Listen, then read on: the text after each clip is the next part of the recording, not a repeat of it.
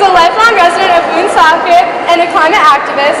He's a political chair of Climate Action RI and a member of Sunrise, and he is running for Woonsocket City Council. So if you live in Woonsocket, tell your parents to vote for him. Woo! Hey everybody, God, this is an amazing crowd, you know, for the second time in a row. It's almost like we have a very personal, existential stake in all this, right? So, as Jolie said, I'm Alex. I've been a climate activist for about a year and a half. And more recently, I made the exciting decision to run for Woonsocket City Council. On the platform of, if we don't get more young, new, uncorrupted, forward-thinking leadership in every level of government in this country, we're absolutely screwed. The election is this summer, and it's been going really well so far. I've knocked a lot of doors, hundreds of doors, and I figured out that, though this may surprise you, people actually want their politicians to think towards the future, towards the livability and equitability of that future, instead of maintaining the status quo. And what I found while canvassing the city and talking to people is that, to quote that politician, that new congresswoman that some of you might know, Alexandria Ocasio-Cortez, people will vote if they have something to vote for. Now I'm going to take off my candidate hat a little bit. Forgive me.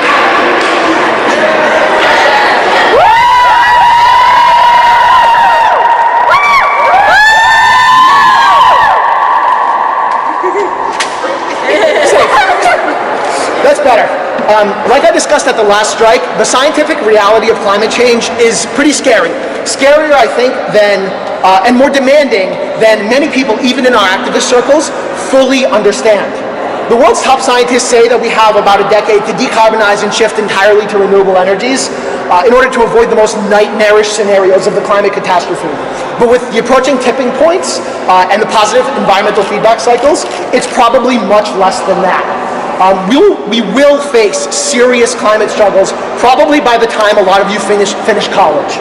And so, which means we can't wait 10 years and then implement some weak centrist climate policy like a regressive carbon tax, and somehow magically everything will be okay and we can go back to government dysfunctionality as usual and exploiting labor and the natural environment for the sake of economic growth. We need to start now, like today. In the building we're standing in the White House, and in every city and town hall, in every city and town in this country. We need to fight for the federal Green New Deal, and we need to fight for locally appropriate, local scale versions of that concept in every city and every state in the country. For Woonsocket, my city, the place that I call home, that means better urban planning and design, preventing the destruction of forests for the sake of unnecessary urban development, decarbonizing our energy consumption by putting solar on every city building, incentivizing it on homes and businesses, and working with responsible renewable energy developers to start projects in the city.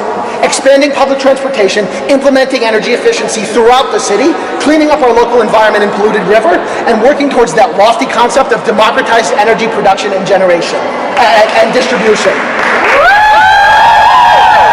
It means fighting corruption and corporate influence and dysfunction and fixing Woonsocket's budget shortfalls quickly so we can design towards the future instead of always obsessing about the past. It means reinvesting in public school teachers and public education, breaking down the barriers for low-carbon small businesses like local artists and cottage industries, and designing economic policy for the 99% with economic justice as the backbone. Policies that, surprise, solve climate change while making people's lives better. Yeah, and guess what? These are things people want. I've talked to hundreds of people across the political spectrum, and though it may surprise you, they happen to prefer a city government looking towards a better future instead of wasting their time bickering about, irrelevant personal problems. And from the broader concept of a Green New Deal, we can extract a plan for municipal redesign for every city and town across the country. We can turn economically depressed post-industrial cities like Woonsocket into cities of the future, cities of the Green New Deal. It's time to unfreeze freeze the culture on every level of government. And that means fighting against corruption, corporate influence, and entrenched establishment politics that have kept things at a standstill for decades.